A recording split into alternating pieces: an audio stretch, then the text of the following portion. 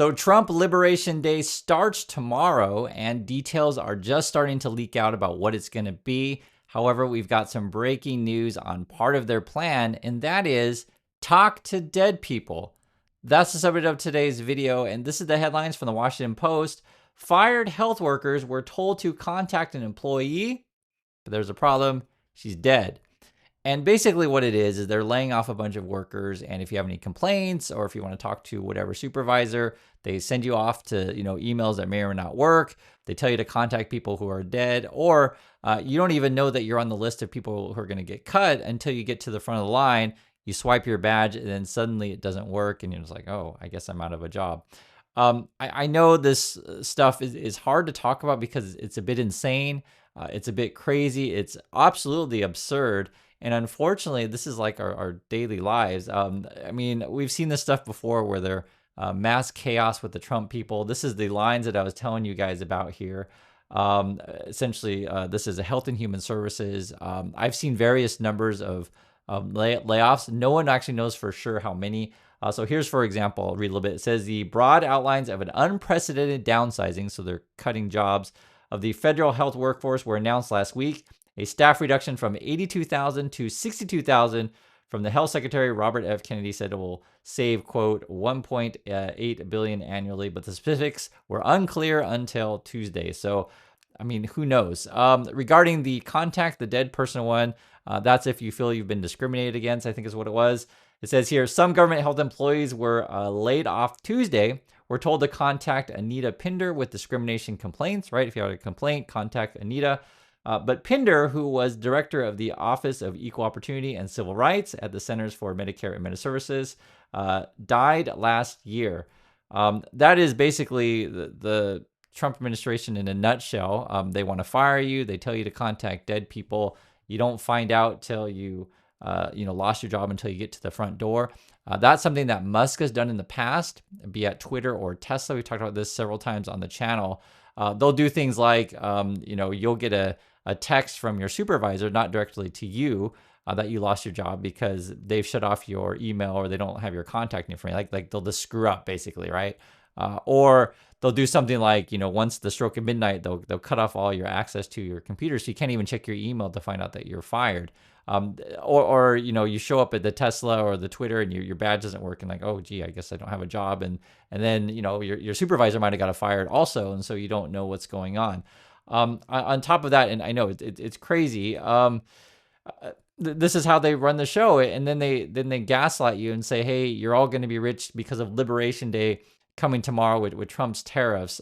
Are they all going to take effect this week on the reciprocal tariffs? And whenever they start, is that enough time for companies and everyone involved to adjust to that start date? My understanding is that the tariff announcement will come tomorrow. They will be effective immediately. And the president has been teasing this for quite some time, as you know. He's talked a lot about April 2nd as Liberation Day in America. It would be taking place today if not for April Fool's Day. But tomorrow will be the day, and he's been talking about it for a while. And as a result, you've seen these companies make commitments to investing right here in the United States. And tomorrow's announcement is to protect future generations of the senior citizens you mentioned. It's for their kids and their grandkids to ensure that there are jobs here in the United States of America for their children to live the American dream.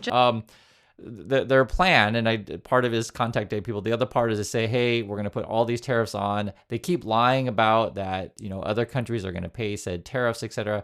In fact, you're going to pay it. So it's awful because they're gonna fire you and then they'll raise your taxes on you. Basically, is what it is. They're gonna say, hey, but Trump's tariffs are working when you got lots of money in your pocket because there's gonna be all these new jobs. So, what does that look like for those watching at home? For the people you mentioned worried about their own economic circumstances, it means more jobs in your communities, which means more money, more investments, more money in your pocket. That's what the president is committed to. And I would be remiss if I didn't mention the president's commitment to tax cuts. This is where you'll know the truth or not from your neck of the woods. Do you see all this money flowing into your pockets from Trump's tariffs? I'm serious, because that's the argument they're in. They say just trust President Trump; he knows what he's doing. And then on top of that, Elon Musk is like X company is using The Sopranos to make an argument at the Supreme Court. For real, The Sopranos, the criminal gangster show. And I read this stuff, I'm like, are you people insane? Basically, what's going on, and I feel like it's connected to the sovereign wealth fund, which I've talked about several times on the channel. I know you guys are always asking me about the thing, where does the tariff money go? And I try the best to explain it because the Trump people aren't necessarily always forthcoming in everything that they're up to. But the plan is they're going to put tariffs, okay?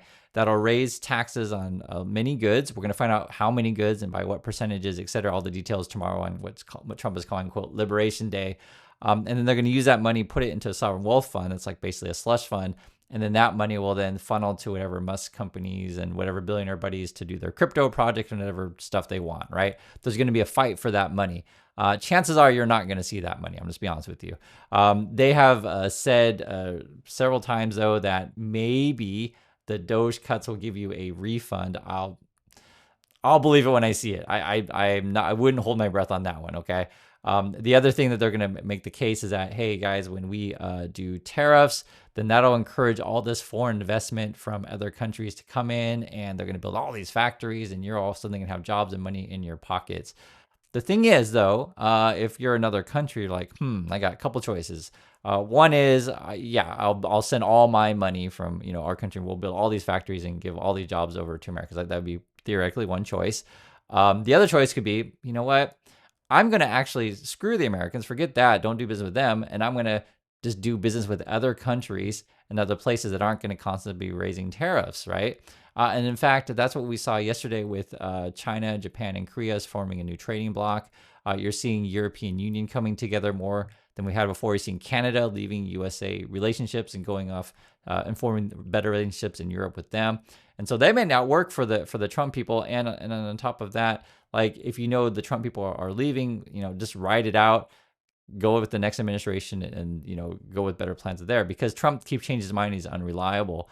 And then part of the Trump stuff, and I know like this is a headline today. Trump says he's settled on liberation tariff plan, but doesn't reveal it. It doesn't take into account that other countries may raise tariffs back on the USA, right? So you'll have a trade war, and so. This is where don't bother trade with the USA if that's going to be the case. Trump's going to show up, I guess, at the White House, the Rose Garden. All the cabinet members are going to be there. He's going to give this great speech how we're all going to get rich. I watched a little bit of the White House presser today. If you want to watch it, you can. But basically, she's just saying, trust President Trump. He's so awesome, and he's going to line your pockets with lots and lots of cash. Going back to Sopranos thing, and I had to sort of lay this out all together because you have to understand the absurdity of it, is I think they're trying to shield money laundering here.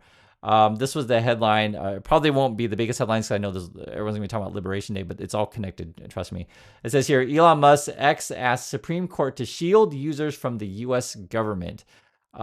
Basically, the idea would be, okay, if there's data on X, the government can't look at said data, or IRS can't look at said data. Now, Elon Musk wants to turn his platform X into a financial platform. And, they're also piggybacking with the crypto case against Coinbase. And so this is where I'm thinking there may be some sort of money laundering situation where they're trying to shield their users, whoever they be it foreign money or whatever. And this also ties into the sovereign wealth fund, because, again, you're figuring out ways, okay, I know it's complicated. You figure out ways to get, tax the regular American people, put money in the slush fund, use that slush fund to go to crypto AI companies. You're also selling your golden Trump cards for $5 million each from foreign money. That'll also come in. And then you have this sort of legal thing that just popped up just today. I'm seeing it now. We're arguing a Soprano situation to where we need to shield our data. This is actually from the argument from the X platform. I can see right here. It says, the genesis of the doctrine is a series of mid-20th century, quote, secret agent cases involving criminals or criminal organizations. This is the argument from the Musk people that they make. Think of Tony Soprano divulging information about his illegal business to a business associate turned government informant, and a prosecutor using the informant's disclosures to indict and convict Soprano. What kind of arguments are we trying to make here? We're trying to make here that, Musk or Trump had private conversations with someone, and then since those are private conversations, and then we can't look at that data if we're doing something illegal. Like, is that the argument that we're trying to make here? I mean, I was just like reading through this crap and it's like, are you guys for real? And this is more of it. I just want you guys to see like what we're talking about. It says here, Elon Musk's social media company X has asked the Supreme Court to shield its users from the U.S. law enforcement, right? Again, you're trying to shield data from the law, intervening in a case that could force federal government to produce a warrant to access private data. In brief, filed to a high court, X said it was concerned about broad suspicious requests, adding the platform should, quote, not be coerced into helping governments undermine their users' privacy. The supporting brief filed on Friday comes in a long-running case brought by James Harper, a user of crypto exchange Coinbase. He claims he was one of 1,000 Coinbase clients whose trading data was handed to the IRS as part of a phishing expedition by the agency into potential tax fraud in violation of the site's privacy policies. And so this is like a fight of what data needs to be revealed to the government or not. And this would be like something, for example, say if you're in the crypto thing, you're like, no, I want to trade my crypto. I want to money launder. I want to evade taxes. I don't want anything disclosed to the government.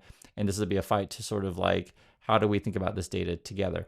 I know it's a lot. I just trying to put it all together because you have to understand, like, if you get what they're doing where they're firing people, they're telling you to contact the dead people. It's all chaos. A lot of these firings, and this is the situation of Health and Human Services. Sometimes they'll try to go after people in the Consumer Finance Protection Board or whatever government regulators to remove any kind of oversight.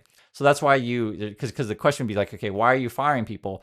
The Musk and Trump people will say, well, we're trying to save the budget because we care about you and we're going to make you all rich. But just like, well, but why are you firing me? And then you realize that these lawsuits are all about shielding, their business activities or whatever they're up to. And then they're arguing like Sopranos arguments for, why we should go along with them. And I'm just like, this stuff is insane. And that's why it's hard to talk about these things because they gaslight you every single day. And I'll just put it in the most simplest terms. Are you richer because of Trump? Is money flowing into your pocket? Is Trump, and Musk, are they lining your pockets with cash? Do you have a job? Do you think everything's going great? Are you winning? And in your situation, you're going to be able to answer that question for yourself. Don't pay attention to what the Trump Musk people say in terms of like telling you what to feel and what to think and what your pocketbook is. You know exactly what your own situation is. So I just tell you, what they're up to and sort of the arguments that they make. But again, you know your own situation best. And hopefully, if you guys understand, in this community, we have to talk about what's really happening on the ground. And I get frustrated because it's so hard to talk about this stuff because one, you have to explain kind of what they're trying to do, and then two, how they're trying to lie. And it's like tightly connected. And it's like every day they come up with some new scam to argue. So anyway, that's what's going on. I want to hear your thoughts, and I'll catch you on the next video.